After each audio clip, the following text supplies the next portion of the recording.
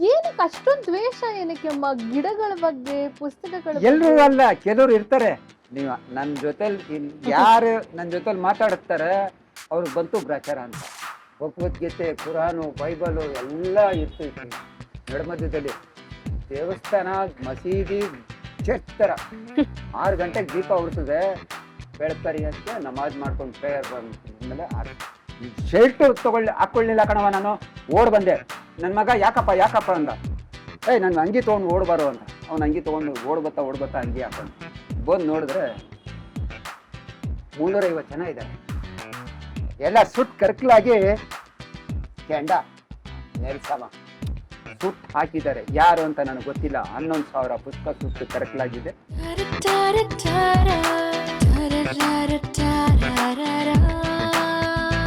ನನಸಾಗುವುದು ಕನಸು. Behind the mic. Clinic ಕರ್ಕೊಂಡೋದ್ರು ನನ್ನ ಹೆಂಡತಿ ಮಕ್ಕಳು. ಬೇಗ ರಕ್ತ ಪರೀಕ್ಷೆ ಮಾಡಬೇಕು ಇವರಿಗೆ. ಅರ್ಧ ಗಂಟೆಲಿ ಪರೀಕ್ಷೆ ಮಾಡಿಬಿಟ್ಟು ಹೇಳಿದ್ರು ಡ್ಯಾಂಗೋ ಜ್ವರ ಬಂದ್ಬಿಟ್ಟಿದೆ. ಒಂದಿನದಲ್ಲಿ ಸೋತಿದ್ದಾರೆ ಇವರು. ಈಗ ನಾನು ಬರ್ದು ಕೊಡ್ತೀನಿ, ಜಯದೇವ ಆಸ್ಪತ್ರೆಗೆ ಅಡ್ಮಿಟ್ ಮಾಡಿ ಅಂತ ಡಾಕ್ಟ್ರ್ ಹೇಳಿದ್ರು. ತಗೊಂಡೋಗಿ ಅಡ್ಮಿಟ್ ಮಾಡಿದ್ರು. ಸುಮಾರು 28 ದಿನ ಮಲಗಿದೆ.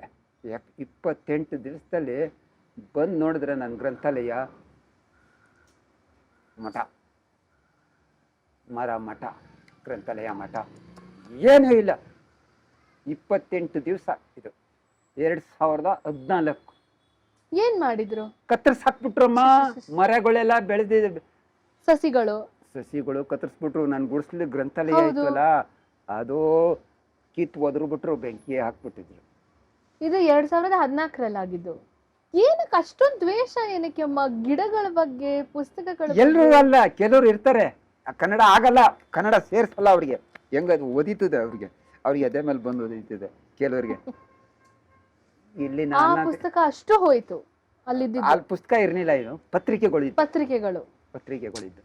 ಪುಸ್ತಕ 2 ಇದ್ದಿದ್ದು. ಒಂದು ಅಣ್ಣವ್ರದ್ದು, ಒಂದು ಕುವೆಂಪು ಅವ್ರದ್ದು. ಸುಮಾರು ಪೋಸ್ಟರ್ಗಳೆಲ್ಲ ಇದೆ. ನಮ್ಮ ಫ್ರೀಡಮ್ ಫೈಟರ್ ಎಲ್ರದ್ದು ಇದಾಕಿದೆ. ಫಲ ಅಕ್ಷರ ಮನೆಯಲ್ಲಿ ಎಲ್ಲ ಬರ್ದು ಹಾಕ್ಸಿದೆ. ಅವೆಲ್ಲ ಕಿತ್ತಾಕ್ಬಿಟ್ಟು ಆಮೇಲೆ ಬಂದು ನೋಡಿದೆ. 28 ದಿವಸ ಆದ್ಮೇಲೆ ಡಿಸ್ಚಾರ್ಜ್ ಆದೆ. ಸುಮಾರಾಗಿ ಹೊಸ ಶಕ್ತಿ ಬಂತು, ತಾಕತ್ತು ಬಂತು. ಬಂದು ನೋಡಿದೆ ಏನೂ ಇಲ್ಲ, ಎಲ್ಲ ಮಟ್ಟ ಆಗೋಗಿತ್ತು. ಏನು ಮಾಡೋದು? ಒಂದಿನ ನೋಡಿದೆ, 2 ದಿನ ನೋಡಿದೆ, 3ನೇ ದಿನ ಸುತ್ತೋದು ಶುರು ಮಾಡ್ಬಿಟ್ಟೆ. ಬರೀ ಸುತ್ತೋದು, ಅನ್ನ ಇಲ್ಲ, ಬರೀ ಟೀ ಕುಡಿಯೋದು. ಕಾಸಿತ್ತು 2,000 ಜೋಬಲ್ಲಿ. ಏನಾರು ಮಲ ಹೋಗೋದು, ಬನ್ನಿ ಮಂಟಪ ಹೋಗೋದು, ಅಗ್ರಹಾರ ಹೋಗೋದು, ಅಲ್ಲಿ ಹೋಗೋದು, ಅರಮನೆ ಹತ್ರ ಹೋಗೋದು, ಬರೀ ಸುತ್ತೋದು. ಮನೇಲಿ ಏನು ಮಾಡಿದ್ರು, ಅಕ್ಕಪಕ್ಕದವ್ರು ಅದೇ ಕಾಯ್ತಿದ್ರು. ಲೂಸ್ ಆಗೋದಾ? ತಿರ್ಗಾ ಲೂಸ. ಒಂದು 15 ದಿನ ಸುತ್ತೆ. ಆಮೇಲೆ ಸ್ವಲ್ಪ ಮಾತ್ರೆಗಳು ನುಂಗಿ 1 ತಿಂಗಳಲ್ಲಿ ರೆಡಿಯಾಗಿ ಈ ಜಾಗದ ಮೇಲೆ ಕಣ್ಣಿಟ್ಟೆ. ಅಲ್ಲಿ ಸರ್ವನಾಶ ಮಾಡಿದ್ರು. ಮರಗಳೆಲ್ಲ ಕತ್ತರಿಸಿ ಹಾಕಿದ್ರು. ಈ ಜಾಗದ ಮೇಲೆ ಕಣ್ಣಿಟ್ಟೆ. ಈ ಜಾಗ ಒಂದು ಬೆಟ್ಟದ ತರ ಇತ್ತು. ಹೆಂಗಸ್ರ ಬಟ್ಟೆ, ಗಂಡಸ್ರ ಬಟ್ಟೆ, ಚಪ್ಲಿ, ಅದು ಅಳಸ್ಲನ್ನ, ದನಿ ಮೂಳೆ, ತಲೆ, ಕಾಲು ಎಲ್ಲ ಒಂದು ಬೆಟ್ಟದ ತರ ಬಿದ್ದಿತ್ತು.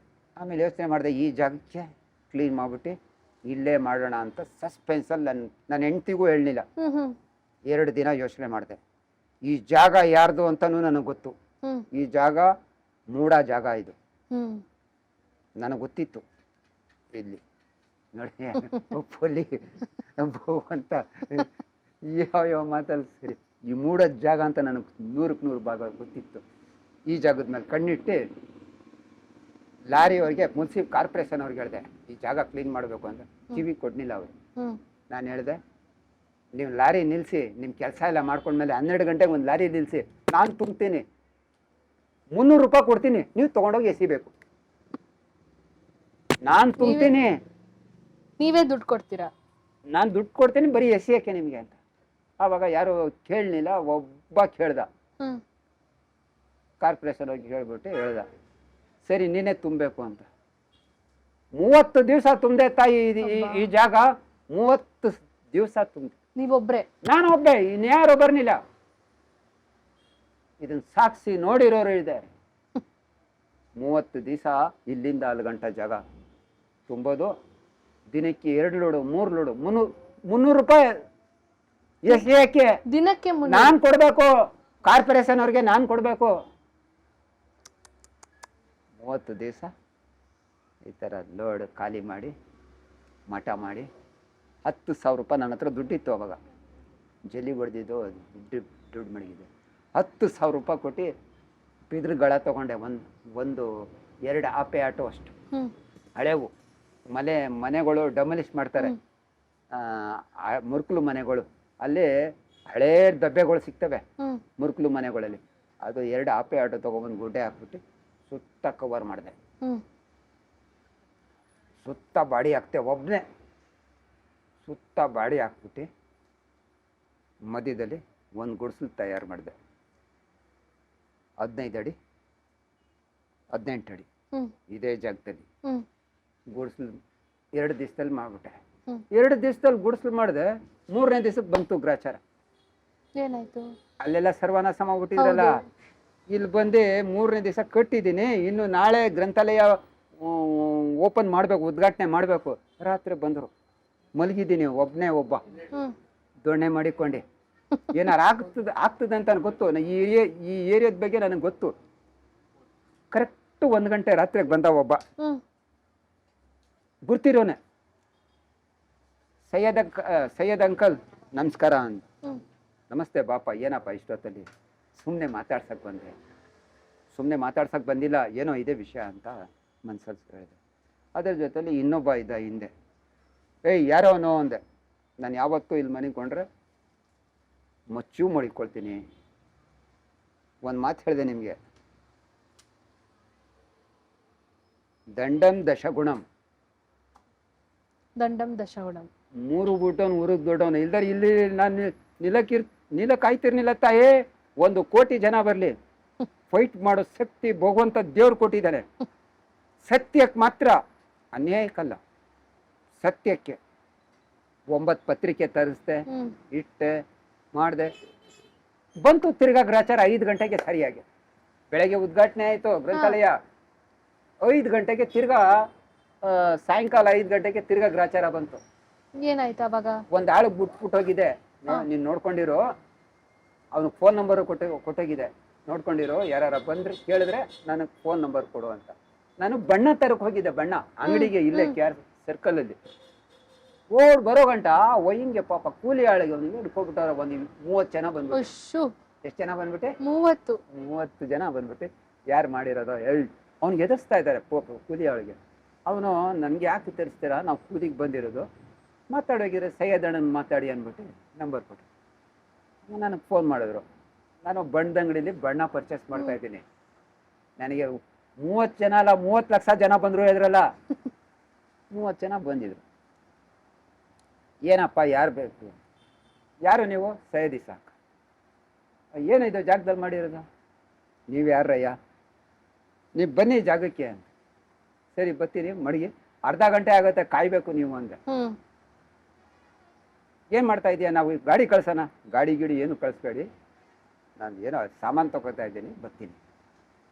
ನಾವು ಏನೋ ಮಾಡ್ಬಿಟ್ಟಿದ್ದೀರಲ್ಲ ಅಲ್ಲಿ, ನಿಮ್ಗೆ ಏನಾರ ಇಷ್ಟ ಇಲ್ದರೆ ಕಸ ಕಿತ್ತು ಎಸ್ಬಿಡಿ, ನಾನು ಬರ್ತೀನಿ ಆರಾಮಾಗಿ. ನಾವು ಕಿತ್ತು ಎಸ್ಬಿಡ್ತೀನಿ ಅಂದರು ಫೋನಲ್ಲಿ. ಎಸ್ಬಿಡಿ, ಭಯ ಪಡೋದಿಲ್ಲ. ಆಲ್ರೆಡಿ ಎಲ್ಲ ಮಡಗ್ಬಿಟ್ಟಿದ್ದೀನಿ, ಇಲ್ಲಿ ವಿಡಿಯೋವನ್ನು ಮಾಡಿಬಿಟ್ಟಿದ್ದೀನಿ. ನನಗೆ ಫೇಸ್ಬುಕ್ 10 ವರ್ಷದಿಂದ ನನ್ನ ಹತ್ರ ಫೇಸ್ಬುಕ್ ಇದೆ. ನಾನು ಫೇಸ್ಬುಕ್ಕಲ್ಲಿ ಬಿಟ್ಬಿಡ್ತೀನಿ, ಏನೇ ಮಾಡಿದ್ರು ಡೈರೆಕ್ಟ್ ರಿಲೇ ಕೊಟ್ಬಿಡ್ತೀನಿ, ಲೈವ್ ಕೊಟ್ಬಿಡ್ತೀನಿ. ಜನಕ್ಕೆ ಗೊತ್ತಾಗಬೇಕು ನಾನು ಏನು ಮಾತಾಡಿದ್ರು ಏನು ಮಾಡಿದ್ರು. ಆಗ ನಾನು ಲೈವ್ ಕೊಟ್ಬಿಟ್ಟಿದ್ದೀನಿ. ಕಿತ್ತಾಕ್ಬಿಡ್ತೀನಿ ಅಂದ್ರು. ಕಿತ್ತಾಕ್ಬಿಡ್ರು ಹೋಗ್ರೋ ಅಂದೆ. ಅರ್ಧ ಮುಕ್ಕಾಲು ಗಂಟೆ ಬಂದ್ಮೇಲೆ ಪಾಪ ಕೂಲಿ ಆಳು ಭಯ ಪಡ್ತಾನೆ. ಹೆದರ್ಕೋಬೇಡ ಅಂದ್ಬಿಟ್ಟು ಅವ್ನಿಗೆ ಸಂಬಳ ಕೊಟ್ಬಿಟ್ಟು, ಅವನಿಗೆ 450 ರೂಪಾಯಿ ಸಂಬಳ ಕೊಟ್ಬಿಟ್ಟು ಕಳಿಸ್ದೆ ಪಾಪ. ಆಟೋ ಮಾಡಿ ಕಳಿಸ್ಬಿಟ್ಟು, ಏನ್ರಪ್ಪ ಏನಿದು? ಗ್ರಂಥಾಲಯ. ಜಾಗ ಯಾರ್ದು? ಜಾಗ ಯಾರ್ದಿದೆ ಗೊತ್ತಿಲ್ಲ. ನಿನ್ನ ಜಾಗನಾ? ಹಾಂ, ನಮ್ಮದೇ ಜಾಗ. ನಿಮ್ಮ ಜಾಗ ಇದ್ರೆ ಕಿತ್ತಾಕಿ, ಯಾಕೆ ಭಯ ಪಡ್ತೀರಾ ಅಲ್ವಾ ತಾಯಿ? ಹೌದು, ನಾನು ಹೇಳ್ದೆ ಹಿಂಗೆ, ಜಾಗ ನಿಮ್ದಲ್ವೇನ್ರಯ್ಯ, ಕಿತ್ತಾಕಿ. ಇಲ್ಲ, ನಾವು ಕಿತ್ತಾಕಲ್ಲ, ನೀನೇ ಕಿತ್ತಾಕ್ಬೇಕು. ನಾನು ಯಾಕೆ ಕಿತ್ತಾಕನೆ? ಜಾಗ ನಿಂತಾನೆ. ಹೋಗಿ ಪೊಲೀಸ್ ಸ್ಟೇಷನ್ ಪೊಲೀಸ್ ಕೊಡು ಮಿಲಿಟರಿ ಕರ್ಕು ಆರ್ಮಿಯ ಕರ್ಸಿ ಎಲ್ರಿಗೂ ಕರ್ಸು. ನನ್ ಯಾಕೆ ಭಯ ಪಡ್ತೀರಾ? ಹಿಂಗ್ ಜರಿತಾರೆ. ಅದ್ರಲ್ಲಿ 3 ಜನ ಇದ್ದಾರೆ, ಪಕ್ಕದಲ್ಲಿ ಇದ್ದಾರೆ, ಹಿಂದ್ಗಡೆ ಇದ್ದಾರೆ, ತಲೆ ಮುಚ್ಕೊಂಡು ನೋಡ್ತಾವ್ರೆ. ನೋಡ್ರಿ, ಇನ್ ಉಳ್ದಿದವರು ಒಂದು 27-26 ಜನ ನನಗೆ ಗುರ್ತಿಲ್ದೇ ಇರೋರು. ಗುರ್ತಿಲ್ದೇ ಇರೋರು ರೋಪ್ ಹಾಕ್ಬೋದು ಅಂತ. ಯಾರ ರೋಪು ನನ್ನ ಹತ್ರ ನಡೆಯಲ್ಲ. ಅವ್ರು ಕಿತ್ತಾಕ್ಬಿಡ್ರೋ ಅಂತ ಹೇಳಿದೆ. ಮಾತಾಡ್ತಾ 6 ಗಂಟೆ ಆಯ್ತು. ನಾಳೆ ಬರ್ತೀವಿ ನಾವು, ಕಿತ್ತಿ ಎಸ್ಬಿಟ್ಟಿರ್ಬೇಕು, ಇಲ್ಲದೆ ಹೋದ್ರೆ ಬೇರೆ. ನಾಳೆನಾರ ಬನ್ನಿ, ನಾಳಿದರ ಬನ್ನಿ, ನೀವು ಕಿತ್ತಿಸಿರಿ, JCP ತಗೊಬಂದು ಉಳಿಸಿ. ಗ್ರಂಥಾಲಯ ನಿಂದೆ, ಜಾಗ ನಿಂದೆ ತಾನೆ, ಪಡ್ತೀರಾ? ಹೌದು ಅಲ್ವಾ? ಒಬ್ಬೊಬ್ಬರಾಗಿ ಕಳಿಸ್ಕೊಂಡ್ರು. ಮಾರನೇ ದಿವಸ ಗ್ರ್ಯಾಂಡ್ ಆಗಿ ಓಪನಿಂಗ್. ಆಮೇಲೆ ಏನಾಯ್ತು ಕೇಳಿ, ಇಲ್ಲಿ ಮೂಡ ಅವ್ರಿಗೆ ಕಂಪ್ಲೇಂಟ್ ಮಾಡಿದ್ರು. ಕಂಪ್ಲೇಂಟ್ ಮಾಡಿದ್ರು. ಇಲ್ಲಿ ಇದಾರೆ ಸ್ವಲ್ಪ ಜನ, ಇಲ್ಲಿ ಯಾರೊಬ್ರು ಗ್ರಂಥಾಲಯ ಕಟ್ಕೊಂಡಿದ್ದಾರೆ ಅಂತ. ಹಂಗಲ್ಲ, ಸೈಯದ್ ಇಸಾಕ್ ಮನೆ ಕಟ್ತಾ ಇದ್ದಾನೆ. ಏನ್ ಕಟ್ತಾ ಇದ್ದಾನೆ? ಮನೆ ಕಟ್ತಾ ಇದ್ದಾನೆ ಅಂದ್ಬಿಟ್ಟು ಮೂಡ ಕಂಪ್ಲೇಂಟ್ ಮಾಡಿ, ಮೂಡ ಕಮಿಷನರ್ ಸಾಹೇಬ್ರು, ಅಡಿಷನಲ್ ಕಮಿಷನರ್ ಸಾಹೇಬ್ರು ಎಲ್ಲರೂ ಬಂದು ನೋಡಿದ್ರು. ಗುಡಿಸ್ಲಿತ್ತು, ಪತ್ರಿಕೆಗಳಿತ್ತು, ಪುಸ್ತಕಗಳಿದ್ದು. ಏನ್ರಿ ಇದು ಅಂತ ಕೇಳಿದ್ರು. ಬುದ್ಧಿ ಸಾರ್ವಜನಿಕ ಗ್ರಂಥಾಲಯ ಅಂತ. ಏನ್ರಿ ನೀವು ಹಿಂಗ್ ಕನ್ನಡ ಚೆನ್ನಾಗಿ ಮಾತಾಡ್ತೀರಾ? ಬುದ್ಧಿ ನಾನು ಬರೋದೇ ಈ ತರ. ಇಲ್ಲಿ ಕಂಪ್ಲೇಂಟ್ ಬಂದಿದೆ, ಮನೆ ಕಟ್ತಾ ಇದೆ. ಬುದ್ಧಿ ಮನೆ ಕಟ್ತಾ ಇದ್ರೆ ಕೇಳಿದ್ಬಿಡಿ, ಏನ್ ಕಟ್ಟಿದ್ದೀನಿ? ಎಲ್ರು ನೋಡಿದ್ರು. ಆಮೇಲೆ ಆ ತಲೆಡಿಕರು ಹಿಂದ್ಗಡೆನೆ ಇದ್ದಾರೆ, ಅವ್ರ ಹಿಂದೆ ಸುತ್ತ ಹತ್ರ ಬರ್ತಾ ಇಲ್ಲ, ನೋಡ್ತಾ ಇದ್ದಾರೆ. ಸುಮಾರು ಜನ ನೋಡ್ಬಿಟ್ಟು ಅವ್ರ ಕಡೆಯಿಂದ ಫೋಟೋ ಹೊಡೆದು ಎಲ್ಲ ನೋಡಿದ್ರೆ. ನಾನು ಹೇಳ್ದೆ, ಮೊದಲೇ ಗ್ರಂಥಾಲಯ ಮಾಡಿದ್ದೆ, ನಿಮಗೆಲ್ಲ ಗೊತ್ತಿದೆ ಬುದ್ಧಿ, ಮರಗಳೆಲ್ಲ ನೆಟ್ಟಿದೆ, ಎಲ್ಲ ಸರ್ವನಾಶ ಮಾಡ್ಬಿಟ್ರು. ಈಗ ಈ ಜಾಗದಲ್ಲಿ ನಾನು 1.5 ತಿಂಗಳು ಕ್ಲೀನ್ ಮಾಡಿಬಿಟ್ಟು ಸ್ವಚ್ಛತೆ ಮಾಡಿ 19,000 ರೂಪಾಯಿ ಖರ್ಚು ಮಾಡಿ ಗುಡ್ಸ್ಲಾಕಿ ನಾನು ಗ್ರಂಥಾಲಯ ಮಾಡಿದ್ದೀನಿ. ಇಲ್ಲೂ ತೊಂದರೆ ನನಗೋಸ್ಕರ ಅಲ್ಲ, ಓದಿಲ್ಲ, ನನ್ನ ಉದ್ದೇಶ ಬೇರೆಯವರು ಓದಬೇಕು ಅಷ್ಟೇ ನನ್ನ ಉದ್ದೇಶ ಅಂತ ಹೇಳಿದೆ. ಅಷ್ಟರಲ್ಲೇ ಜನ ಎಲ್ಲ ತುಂಬಿಕೊಂಡ್ರು. ನನಗೆ ಬೆಂಬಲ ಕೊಡೋರು. ಒಂದ್ ಜಾಗದಲ್ಲಿ ಕೆಟ್ಟವರು ಇರ್ತಾರೆ, ಒಳ್ಳೆಯವರು ಇರ್ತಾರೆ.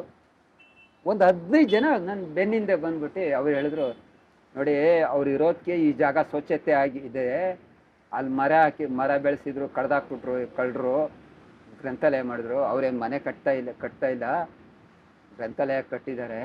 ಅವ್ರು ಇರೋದಕ್ಕೆ ಈ ಜಾಗ ಸ್ವಚ್ಛತೆ ಆಗಿದೆ, ಅವ್ರು ಒಳ್ಳೆ ಜನ ಅಂತ ಹೇಳಿದ ತಕ್ಷಣ ಆಮೇಲೆ ಇವ್ರಿಗೆಲ್ಲ ಗೊತ್ತಾಯ್ತು.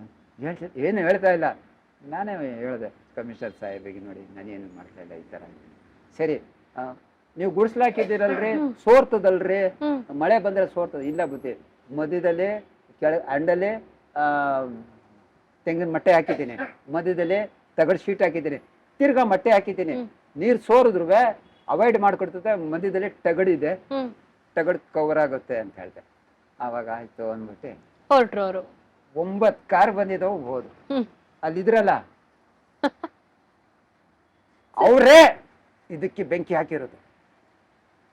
ಒಂದು ಗ್ರೂಪ್ ಇದೆ. ಇದು ಒಂದು ನಿಮಿಷ, ಈ ಬೆಂಕಿ ಹಾಕಿದ ವಿಚಾರ ಬಂದಿದ್ದು ಕೇಳ್ತಾ ಇದ್ದೀನಿ. ಅದ್ ಯಾವಾಗ ಆಗಿದ್ದು? 2021ರಲ್ಲಿ? ಇಲ್ಲ, ಅದಕ್ಕಿಂತ ಮೊದಲು. 2 ಸರ್ತಿ ಆಯ್ತಾ? ಮುರಿದಾಕಿರೋದು 108 ಸಾರಿ, ಬೆಂಕಿ ಹಾಕಿರೋದು ಒಂದೇ ಸಾರಿ. ಬೆಂಕಿ ಹಾಕಿದ್ದು ಸರ್ವನಾಶ ಮಾಡಿದ್ವಿ ಒಂದೇ ಜಾಗದಲ್ಲಿ. ಅಲ್ಲೇ ಸುಮ್ನೆ ಹೊಸ ಬೆಂಕಿ ಹಾಕಿದ್ರು. ಪುಸ್ತಕಗಳು ಏನು ಇರ್ಲಿಲ್ಲ. ಸ್ವಲ್ಪ ಗಿಡ ಬರೀ ಗುಡಿಸ್ಲಿತ್ತು, ಅದಕ್ಕೆ ಬೆಂಕಿ ಹಾಕಿದ್ರು. ಅವಾಗ ಪುಸ್ತಕ ಒಂದೂ ಇರ್ಲಿಲ್ಲ, ಬರೀ ಫ್ರೀಡಮ್ ಫೈಟರ್ದ ಇತ್ತು. ಇಲ್ಲೇ ಗ್ರಂಥಾಲಯದು 11,000 ಪುಸ್ತಕ ಇದ್ದು ಇಲ್ಲೇ. ಆವಾಗ ಹೊಂಟೋದ್ರಲ್ಲ ಅವರು. ಹೊಂಟೋದ್ಮೇಲೆ ಇದು ಸುಮಾರು ಸರಿ ನನಗೆ ಒಳ್ಳೆಯವರು ಇದ್ದಾರೆ, ನನಗೆ ಬಂದು ಹೇಳ್ತಾರೆ, ಸೈದಿ ಸಾಕು, ನಿಮ್ಮ ಜೊತೆಲಿ ಮಾತಾಡಿದ್ರೆ ಕೆಲವ್ರಿಗಾಗಲ್ಲ, ನಾನು ದೂರದಿಂದ ಹಾಯ್ ಅಂತೀನಿ. ನೀವು ನನ್ನ ಜೊತೆಲಿ ಯಾರು ನನ್ನ ಜೊತೆಲಿ ಮಾತಾಡ್ತಾರೆ ಅವ್ರಿಗೆ ಬಂತು ಗ್ರಾಚಾರ ಅಂತ. ಅವರಿಗೆ ಬಂತು ಅಂತ ಗ್ರಹಚಾರ. ಎಲ್ಲರೂ ಕೆಟ್ಟವರಲ್ಲ, ಒಳ್ಳೆಯವರು ಇದ್ದಾರೆ.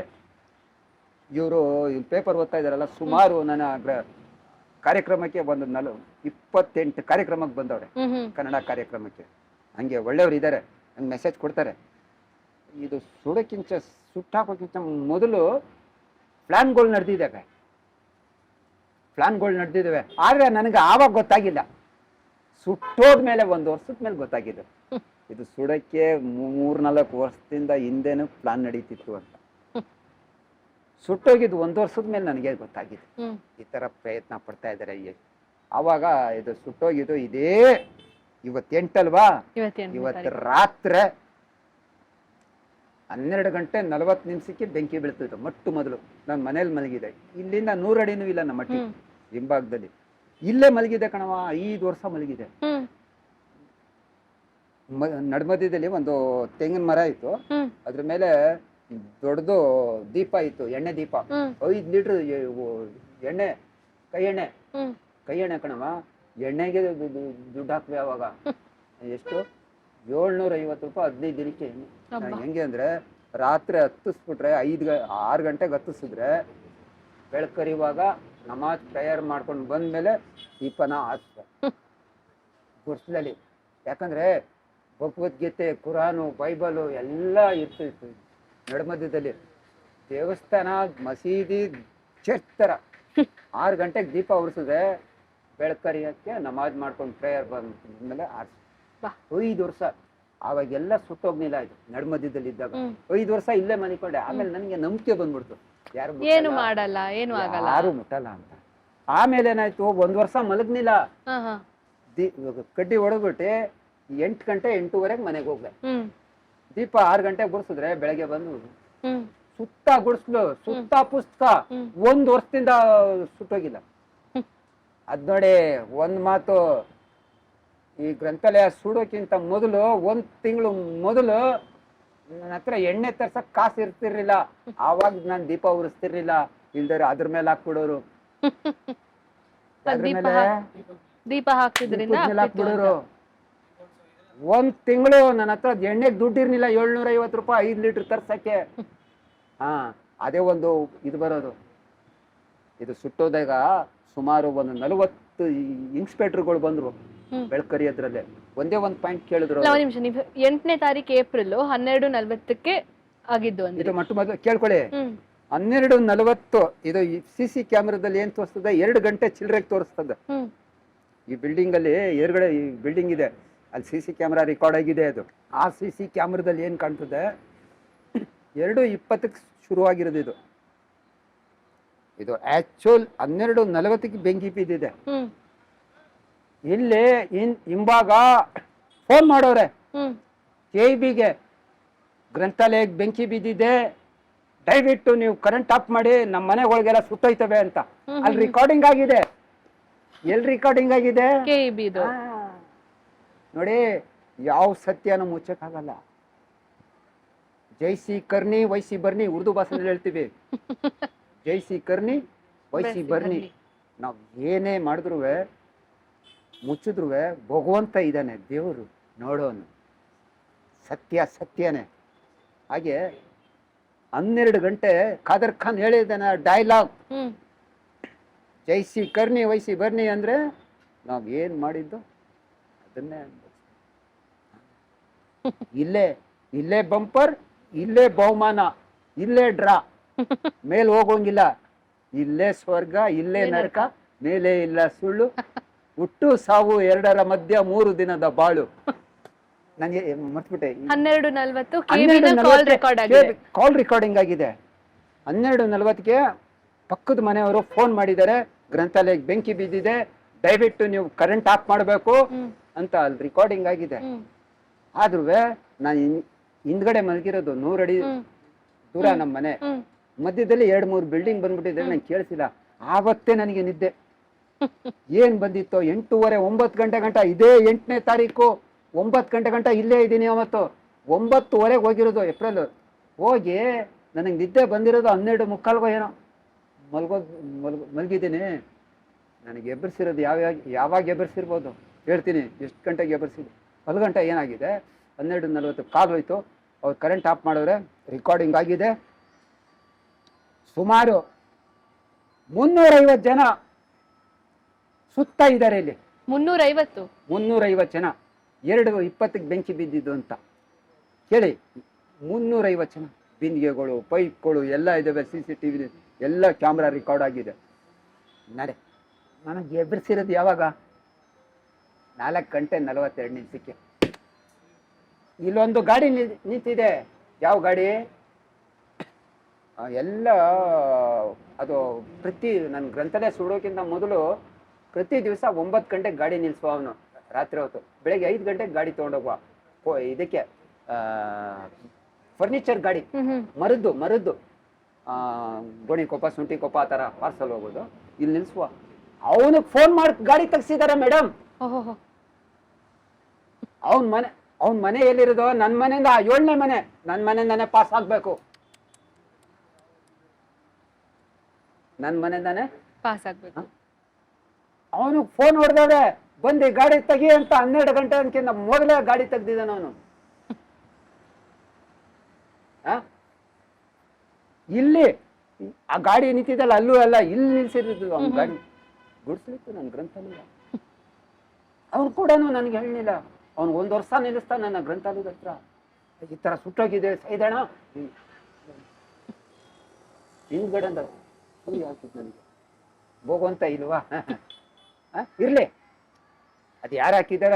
ಬೆಂಕಿ ಹಾಕದ್ಮೇಲೆ ನೀವು ಬರೋಷ್ಟೊತ್ತಿಗೆ ಎಲ್ಲ ಬೂದಿ ಆಗೋಗಿತ್ತ? ಹೇಳ್ತೀನಿ ಆಯ್ತಲ್ವಾ. ಇದೆಲ್ಲ ಬೆಂಕಿ ಹಾಕಿ ಸುಟ್ಟು ಕರ್ಕಲಾಯ್ತು. 350 ಜನ ಇದ್ರು. 4:42 ನನಗೆ ಒಬ್ಬ ಮುತ್ಕ ಬರ್ತಾರೆ. ತೀರೋದ್ರು ಅವ್ರು. ಸೈಯದ್ ಯಾರು ಇಷ್ಟೊತ್ತಿಗೆ ಹೋಗ್ತಾ ಇದ್ದಾರೆ? ಟೈಮ್ ನೋಡಿದ್ರೆ, ಗಡಿಯಾರ ನೋಡಿದ್ರೆ 4:42. ಯಾರು ಅಂತ ನಿನ್ ಗ್ರಂಥಾಲಯ ಸುಟ್ಟೋಗಿದೆ ಕಣ್ಯ.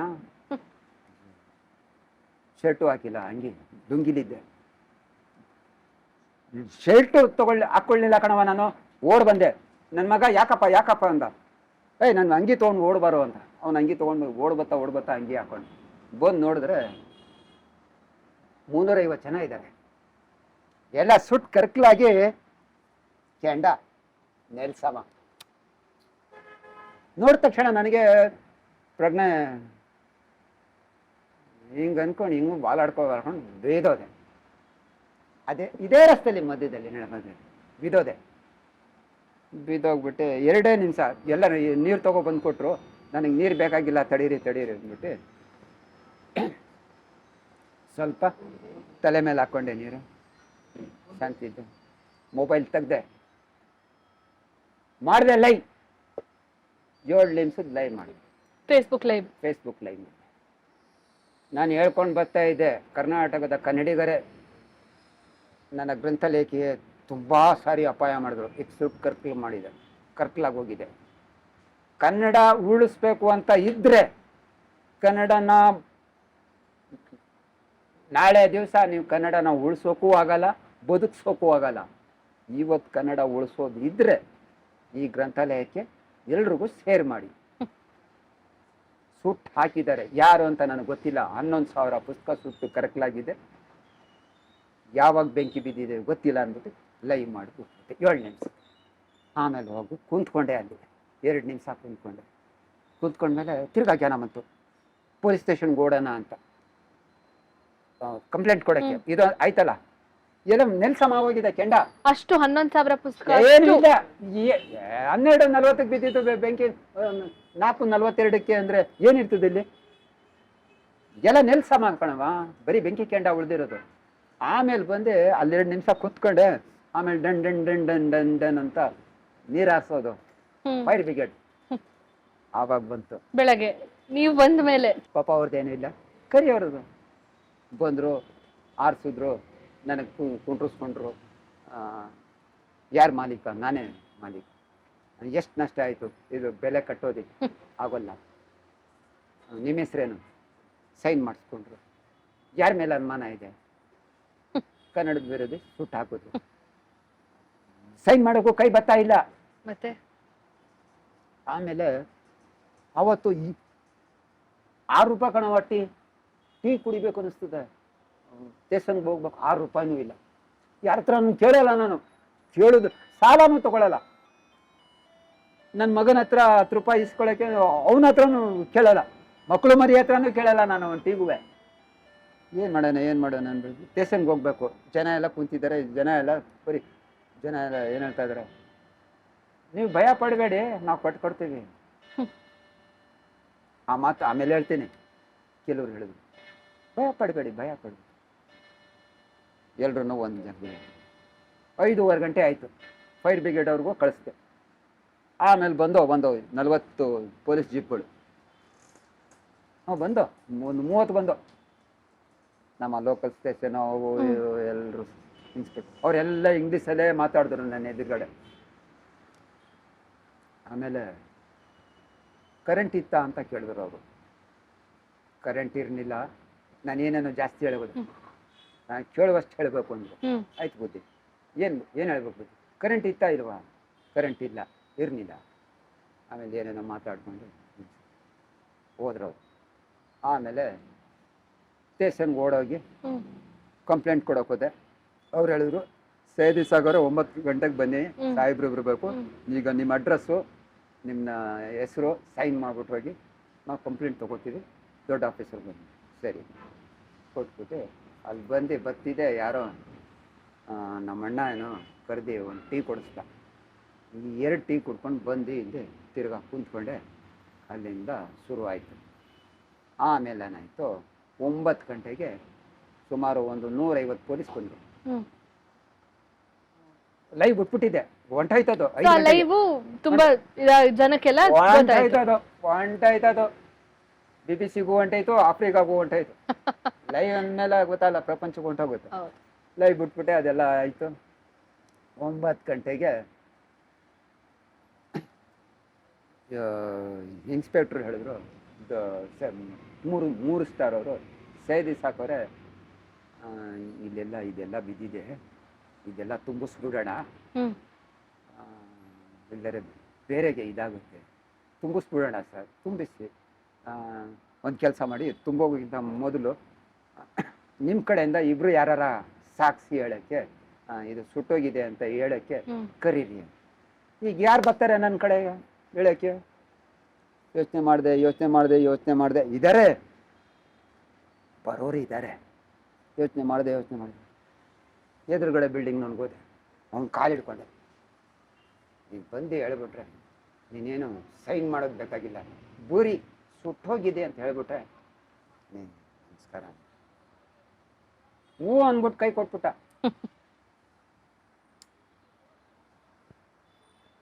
ನಾವು ಓಡ್ ಬಂದೆ ಇನ್ಸ್ಪೆಕ್ಟರ್ಗೆ ಹೇಳಕ್ಕೆ ಬರ್ತಾ ಇದ್ದಾರೆ ಅಂತ. ತಿರ್ಗಾ ಹೋಗಿ ನೋಡಿದ್ರೆ ಓಡೋಗ್ಬಿಟ್ಟ ಅವನು ಎದುರುಗಡೆ. ಅವನೇ ಇಷ್ಟೊಂದು ಗಾಡಿ ಬೇಕಂತ ಕಾರು ಮರೆ ಮಾಡ್ತಾನೆ. ಓಡೋಗ್ಬಿಟ್ಟ. ಸರಿ ಬಿಡಿ, ಬೇಡ. ಆಮೇಲೆ ಹಿಂದ್ಗಡೆ 2 ಅಂಗಡಿ ಇದ್ದಾವೆ. ಅವ್ರು 100 ವರ್ಷ ಬಾಳ್ಳಿ ಇಲ್ಲಿದೆ ನೋಡಿ, ಇಲ್ಲಿದ್ದಾವೆ. ಈಗಲೂ ಅವರೇ ಇರೋದು. ಅವ್ರಿಗೆ ಹೇಳಿದೆ, ನೀವಿಬ್ರು ಸಾಕ್ಷಿ ಹೇಳಿದ್ರೆ ಸುಟ್ಟೋಗಿದೆ ಅಂತ. ನಾನು ಹೇಳ್ತೀನಿ ಸೈಯದಣ್ಣ ಅಂತ ಅಂದ್ಬಿಟ್ಟು ಅವ್ರು ಬಂದು ಹೇಳಿದ್ರು. ಬಿಡಿ ಸಿಗರೇಟ್ ಅಂಗಡಿ ಅವನು ಒಬ್ಬ, ಪಕ್ಕದಲ್ಲಿ ಸ್ಪ್ರೇ ಪೇಂಟಿಂಗ್ ಅನ್ನೋನು ಅವನೊಬ್ಬ. ಇಬ್ರು ಮುಸಲ್ಮಾನ್ರೆ. ಇಬ್ರು ಬಂದು ಹೇಳಿದ್ರು, ಇವರು ಒಳ್ಳೆಯವರು, ತುಂಬ ಕಷ್ಟಪಟ್ಟಿದ್ದಾರೆ ಗ್ರಂಥಾಲಯಕ್ಕೆ. ಯಾರು ಸುಟ್ಟಾಕಿದ್ದಾರೆ ನಮಗಂತೂ ಗೊತ್ತಿಲ್ಲ, ತುಂಬ ಕಷ್ಟಪಟ್ಟಿದ್ದಾರೆ. ಸುಟ್ಟಾಕಿರೋದು ಸತ್ಯ. ಆವಾಗ ಗಲಾಟೆ ಆಗ್ತಿತ್ತು. ಯಾರು ಸುಟ್ಟಾಕಿದ್ದಾರೆ ಬಂದ್ಬಿಟ್ಟು ಸೈನ್ ಮಾಡಿದ್ರು ಅವರು. ಆವಾಗ 9:15 ಗಂಟೆಗೆ ಹೋಗಿ FIR ಬರೆಸ್. ಮತ್ತೆ ವಾಪಸ್ ಇದನ್ನ ಕಟ್ಕೊಂಡಿದ್ದ ರೀತಿ, ನೀವು ನಿಮ್ಗೆ 4 ಲಕ್ಷನ 3.5 ಲಕ್ಷ ಇದು ಮಾಡ್ಕೊಂಡು, ಅದ್ರ ಬಗ್ಗೆ ಹೇಳೋದಾದ್ರೆ ಮತ್ತೆ ಇದನ್ನ ಇದು ಮಾಡಿದ್ದು ಅಷ್ಟು ನೆಲಸಮ ಆದ್ಮೇಲೆ FIR ಬರೆಸ್ದೆ. ಬಂದರು ಮಾಧ್ಯಮದವರು, ಸುಮಾರು ಒಂದು 300 TV ಚಾನಲ್ ಅವರು. ದಿನಕ್ಕೆ ಒಂದು 18 ಇಂಟರ್ವ್ಯೂ ಕೊಡಿದೆ. BBC-ನವರು ಕೇಳಿ, ಅವತ್ತು ಗುರುವಾರ ರಾತ್ರಿ ಮುಂಜಾನೆ, ಶುಕ್ರವಾರ ಬೆಳಗ್ಗೆ ಸುಮಾರು 2 ಗಂಟೆಯಿಂದ ಶುರುವಾದ್ರು ಇಂಟರ್ವ್ಯೂ ತಗೊಂಡು. ಒಂದು 15 ಜನ 20 ಜನ ಇಂಟರ್ವ್ಯೂ ಕೊಟ್ಟೆ. ಮಾರನೇ ದಿವಸ BBC-ನವರು ಫೋನ್ ಮಾಡ್ಕೊಂಡು ಬಂದರು, ನಮ್ಗೆ ಒಂದು ಗಂಟೆ ಟೈಮು ಇಂಟರ್ವ್ಯೂ ತೊಗೋತೀವಿ, ನೀವು ರೆಡಿ ಇದ್ದೀರಾ? ಸರಿ ಅಂದ್ಬಿಟ್ಟು 8 ಗಂಟೆಗೆ ಬಂದು ರಾತ್ರಿ 8 ಗಂಟೆನೂ ಕಾಯ್ತಾ ಇದ್ದಾರೆ, ಬಿಡ್ತೀವಿಲ್ಲ. ಅವರು ಫ್ರೀ ಇಂಟರ್ವ್ಯೂ, ಫ್ರೀ ಆಗಿರಬೇಕು, ಚಿಕ್ಕಂದ ಬೇಗ ತೊಗೊಂಡ್ರೆ BBC-ಯವರು. ಬೆಳಗ್ಗೆ 8 ಗಂಟೆದ ರಾತ್ರಿ 8 ಗಂಟೆ ಕಾದ್ರು. ಆಮೇಲೆ ಲೈಟ್ ಹಾಕ್ಕೊಂಡೆ ಆವತ್ತು ತೊಗೊಂಡ್ರು. ಆಮೇಲೆ ಎಲ್ಲ ಇಂಟರ್ವ್ಯೂಗಳು ತೊಗೊಂಡ್ರು, ಎಲ್ಲ ಪತ್ರಿಕೆಯವರು ಹಾಕಿದ್ರು. ಆಮೇಲೆ ಏನಾಯಿತು, ಕಟ್ಕೊಡ್ತೀವಿ ಅಂತ ಎಲ್ಲ ಸರ್ಕಾರದವ್ರು ಬಂದು ಕೇಳ್ಕೊಳ್ಳಿ. ಇವಾಗ ಇರೋದು ಮೊದಲೇ ನಮ್ಮ BJP ಕಡೆಯಿಂದ ನಮ್ಮ ಯಡಿಯೂರಪ್ಪ ಅವ್ರ ಮಗ ಅವ್ರ ಹೆಸರೇನು, ವಿಜಯೇಂದ್ರ. ಅವ್ರ ಕರೆ ಬಂತು, ಅವ್ರ ಕಡೆಯವ್ರು ಬಂದರು, ನೀವು ಭಯ ಪಡಬೇಡಿ, ನಾವು ಕಟ್ಕೊಡ್ತೀವಿ ಅಂತ ಹೇಳಿ. ಆಗಿಲ್ಲ. ಕಾಂಗ್ರೆಸ್ ಅವರು ಹೇಳಿದ್ರು ಕಟ್ಕೊಡ್ತೀವಿ ಅಂತ, ಆಗಿಲ್ಲ. JDS ದವ್ರು ಹೇಳಿದ್ರು ಆಗಿಲ್ಲ. ಎಲ್ರೂ ಕಟ್ಕೊಡ್ತೀವಿ. ಜಾಗ ಇದನ್ನ CA ಸೈಟ್ ಆಗಿ ಅಲಾಟ್ ಮಾಡಿಕೊಟ್ರು, ಗ್ರಂಥಾಲಯಕ್ಕೆ ನನ್ನ ಹೆಸರಲ್ಲೇ ಕೊಟ್ಟಿರೋದು. ಮನೆ ಕಟ್ಟುವಂಗಿಲ್ಲ, ಬಾಡಿಗೆ ಕೊಡುವಂಗಿಲ್ಲ, ಗ್ರಂಥಾಲಯ ಉಪಯೋಗಿಸ್ಬೇಕು ಅಂತ. ಓಕೆ, ನನ್ನ ರಕ್ತ ಇರೋವರೆಗೂ ಈ ರಕ್ತ ಕನ್ನಡಕ್ಕೆ, ಈ ಗ್ರಂಥಾಲಯಕ್ಕೆ 1000 ಸರಿ ಹೇಳಿದ್ರು ಒಂದೇನು ಹೇಳೋದು, ಕಟ್ಕೊಡ್ತೀನಿ ಅಂತ ಆಶ್ವಾಸನೆಗಳು ಕೊಟ್ರು. ಹರಿಯುವ ನೀರಲ್ಲಿ ಬರೆದುಬಿಟ್ರು, ಸೈಯದ್ ಇಸಾಕ್ಗೆ ಸಾರ್ವಜನಿಕ ಗ್ರಂಥಾಲಯ ಕಟ್ಕೊಡ್ಬೇಕು ಅಂತ. ಹರಿಯುವ ನೀರಲ್ಲಿ ಹರಿದುಂಟು ಹೋಯ್ತು, ಎಲ್ಲ ಆಶ್ವಾಸನೆ ಕೊಡಿ. ಒಂದು ಪೈಸಾ ನಯಾ ಪೈಸಾ ಇದಕ್ಕೆ ಸರ್ಕಾರದಿಂದ ಏನೂ ಇಲ್ಲ, ಕೇಳ್ಕೊಳ್ಳಿ. ಆಮೇಲೆ ಏನಾಯ್ತು, ಇದಕ್ಕೆ ದುಡ್ಡು ಕಲೆಕ್ಟ್ ಮಾಡಿದ್ರು ಸುಡುವಾಗ. ಹೆಂಗೆ ಹೇಳ್ತೀನಿ. ಒಂದು ಲೇಡೀಸ್ ನಿಮ್ಮ ಥರನೇ, ಅವ್ರ ಹೆಸರು ಏನೋ ಗೊತ್ತಿಲ್ಲ, ಒಂದ್ಸರಿನೂ ಎದುರುಗಡೆ ಫೈಟ್ ಆಗಿಲ್ಲ, ಗೊತ್ತಿಲ್ಲ. 30 ಲಕ್ಷ ಕಲೆಕ್ಟ್ ಮಾಡಿದ್ರಂತೆ ಇದಕ್ಕೆ. ಕಿಟ್ಟಿ ಅಕೌಂಟ್ ಅಂತೆ. 4 ಕಡೆಯಿಂದ, ಎಲ್ಲ ಕಡೆಯಿಂದ, ಭಾರತದಲ್ಲಿ ಎಲ್ಲ ಕಡೆಯಿಂದ 34 ಲಕ್ಷ ಕಲೆಕ್ಟ್ ಆಯ್ತಂತೆ ಇದು ಗ್ರಂಥಾಲಯ ಕಟ್ಟಕ್ಕೆ. ನನಗೆ ಬಂದಿಲ್ಲ ಕೇಳಿ, ಯಾವ ಮಾಧ್ಯಮದವರು ಹೇಳಿದ್ರು ಸೈಯದ್ ಇಸಾಕ್ಗೆ ಇಷ್ಟು ದುಡ್ಡು ಕಲೆಕ್ಟ್ ಆಗಿದೆ ಗ್ರಂಥಾಲಯ ಕಟ್ಟಕ್ಕೆ, ಸುಮ್ಮನೆ ಹೇಳೋದು, ತೋರಿಸ್ಬೋದು ಇಷ್ಟು ಲಕ್ಷ ಆಗಿ ಇಷ್ಟು. ನಮ್ಗೇನು ಬಂದಿಲ್ಲ.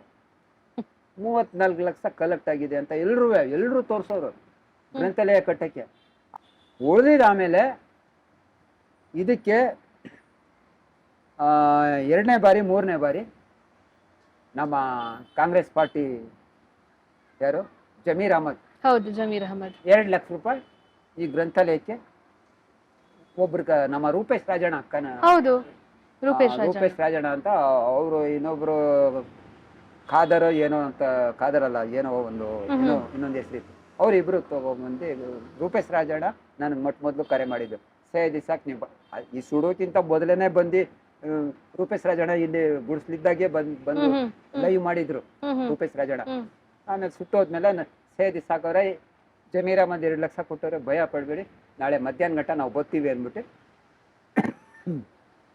2 ಲಕ್ಷ ರೂಪಾಯಿ ಅವ್ರು ಕೊಟ್ಟರು. ಪ್ರತಾಪ್ ಸಿಂಹ ಅವ್ರ ಕಡೆಯಿಂದ 50,000 ರೂಪಾಯಿ, ಅವ್ರ ಕಡೆಯಿಂದ ಯಾರು 50,000 ರೂಪಾಯಿ. ಚಿಲ್ಲರೆ 3,75,000 75,000, 3 ಲಕ್ಷದ ಕಲೆಕ್ಟ್ ಆಯ್ತು. 3,75,000, 5,000 10,000 3,000 2,000 ಎಲ್ಲ ಬ್ಯಾಂಕಲ್ಲಿ ಬಿಸಾಕಿದೆ. ನಾನು ಬ್ಯಾಂಕಲ್ಲಿ 1 ರೂಪಾಯಿ ಕೂಡ ತಗೊಳ್ತೀನಿ. ಆಮೇಲೆ ಇವಾಗ ಕಟ್ಕೊಡ್ತಾರೆ, ನಾಳೆ ಕಟ್ಕೊಡ್ತಾರೆ, ನಾಳಿದ್ದು ಕೊಟ್ಕೊಡ್ತಾರೆ. 2 ತಿಂಗಳು ಕಳೆದೆ.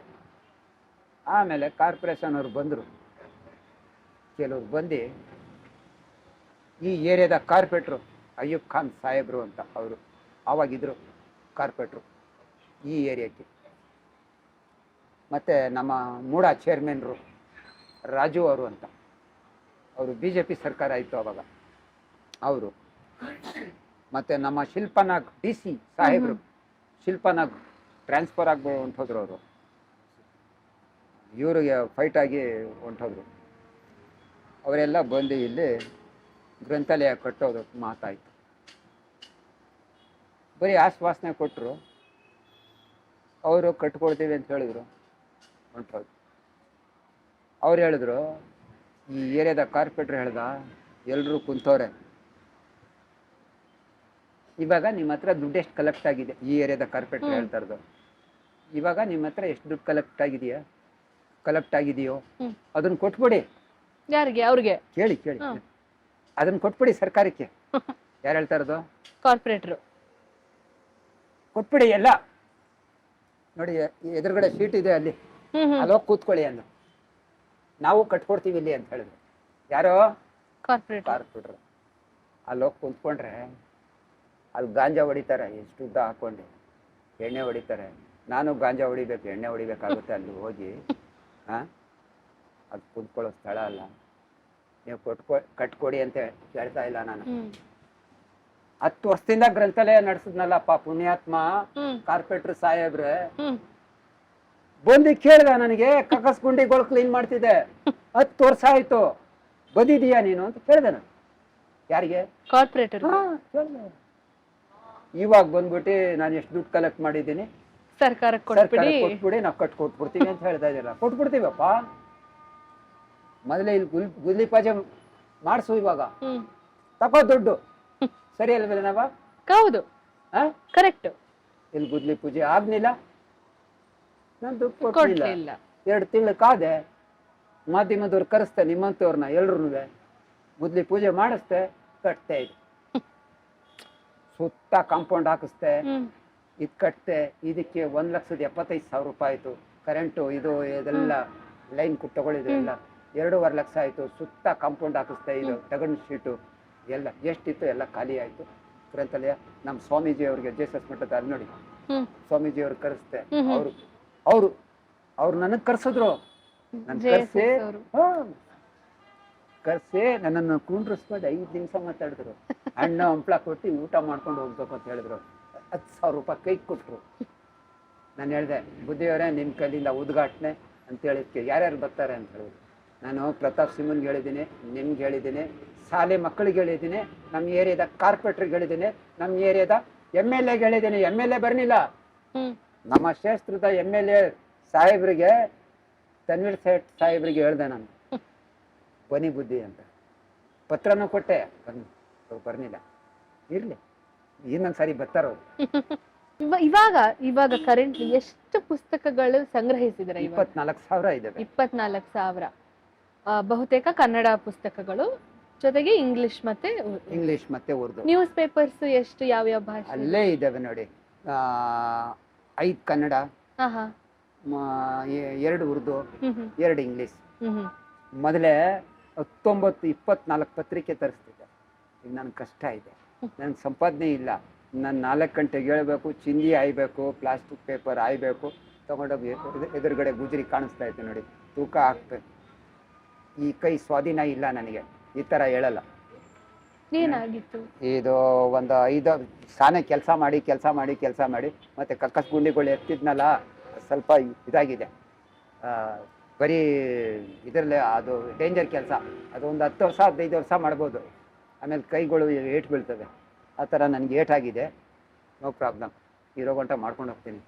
ಇವಾಗ 350-400 ರೂಪಾಯಿ ಆ ಥರ ದುಡಿತೀನಿ. ಆದರೂ ಸಾಲಲ್ಲ ಅದು. ಕೆಲವು ಟೈಮಲ್ಲಿ ಕಷ್ಟ ಇದೆ ನನಗೆ. ಕರೆಂಟ್ ಬಿಲ್ಲು 1,200 ರೂಪಾಯಿ ಬೇಕು, ಪತ್ರಿಕೆಗೆ 3,000 ರೂಪಾಯಿ ಬೇಕು. ಪ್ರತಿಯೊಂದು ಇಲ್ಲಿ ಕನ್ನಡ ರಾಜ್ಯೋತ್ಸವ ಬರಲಿ, ಗಣರಾಜ್ಯೋತ್ಸವ, ಸ್ವಾತಂತ್ರ್ಯ ದಿನಾಚರಣೆ, ಯಾವುದರ ಜಯಂತಿಗಳು ಬರಲಿ, ಎಲ್ಲ ಖರ್ಚಿದೆ. ಪ್ರತಿ ತಿಂಗಳು 12,000 ರೂಪಾಯಿ ಇಲ್ಲದೆ ಗ್ರಂಥಾಲಯ ನಡೆಯಲ್ಲ. ಹೆಂಗೋ ಕಳ್ಕೊಂಡು ಹೋಗ್ತಾ ಇದ್ದೀನಿ. ದೇವರು ನಡೆಸ್ಕೊಂಡು ಹೋಗ್ತಾ ಇದ್ದೀನಿ. ಇರೋವರೆಗೂ ಪ್ರಯತ್ನ ಪಡ್ತೀನಿ. ಆಶ್ವಾಸನೆಗಳು ಮನುಷ್ಯನಿಗೆ, ಪ್ರತಿಯೊಬ್ಬ ಮನುಷ್ಯನಿಗೆ 3 ಯಾವತ್ತೂ ತಲೆಯಲ್ಲಿ ಮಾಡಿಕೊಳ್ಬೇಕು. ಏನಂದರೆ, ಆಶ್ವಾಸನೆ ಬಗ್ಗೆ ನಾನು ಹೇಳ್ತಾ ಇರೋದು, ಯಾವತ್ತೂ ಮನುಷ್ಯನಿಗೆ ಆಶ್ವಾಸನೆ ಕೊಡಬಾರ್ದು. ಮತ್ತು ಸಂತೋಷ ಬಂದಾಗ ಅಪಾರವಾಗಿ ಆಶ್ವಾಸನೆ ಕೊಡಬಾರ್ದು. ನಿನಗೆ ಮದುವೆಗೆ ಒಂದು 10 ರೂಪಾಯಿನೋ 20 ರೂಪಾಯಿನೋ ಕೊಡ್ತೀನಿ ಅಂತ ಯಾವತ್ತೂ ವಾಸನೆ ಕೊಡಬಾರ್ದು. ಕೈಲಿದ್ರೆ ಕೊಟ್ಬಿಡ್ಬೇಕು. ಕೋಪ ಬಂದಾಗ ಯಾರನ್ನೂ ಬೈಬಾರ್ದು, ಸುಮ್ಮನಾಗಿ ಹೋಗ್ಬೇಕು. ಮತ್ತು ಬೇಜಾರಾದಾಗ ಯಾವುದೇ ನಾವು ತೀರ್ಮಾನ ತಗೋಬಾರ್ದು. ಸಡನ್ ತೀರ್ಮಾನ ಹಿಂಗೆ ಮಾಡಿಬಿಡ್ಬೇಕು, ಹಂಗೆ ಮಾಡಿಬಿಡ್ಬೇಕು, ಹಂಗೆ ಮಾಡಿಬಿಡ್ಬೇಕು. ತಾಳ್ಮೆ 2 ದಿನ 3 ದಿನ ಆದಮೇಲೆ ನಾವೇನಾರ ತೀರ್ಮಾನ ತಗೋ. ಹೌದು. ಆ ಥರ ಮನುಷ್ಯ ಯಾರೇ ಆಗಲಿ ಪ್ರತಿ ಮನುಷ್ಯನಿಗೂ ಈ 3 ನೆನಪಲ್ಲಿ ಇಟ್ಕೊಳ್ಬೇಕು. ಅವ್ನಿಗೆ ಯಾವತ್ತೂ ಕಷ್ಟ ಬರಲ್ಲ. ನಮ್ಮ ಕಷ್ಟಗಳಿಗೆ ನಾವೇ ಕಾರಣರು, ಇನ್ನೊಬ್ರಿಲ್ಲ. ನಮ್ಮ ಕಷ್ಟಗಳಿಗೆ ನಾವೇ ಕಾರಣ. ನಾವೇ ಕಾರಣ.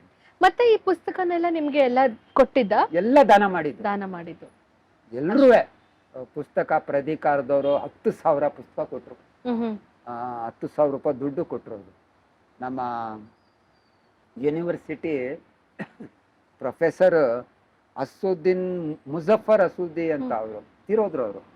ಅವರು ಯೂನಿವರ್ಸಿಟಿ ಪ್ರೊಫೆಸರ್ ಅವರು. ಅಲ್ಲಿಂದ 7,500 ಪುಸ್ತಕ ಕೊಟ್ಟರು ನಮ್ಮ ಗ್ರಂಥಾಲಯಕ್ಕೆ.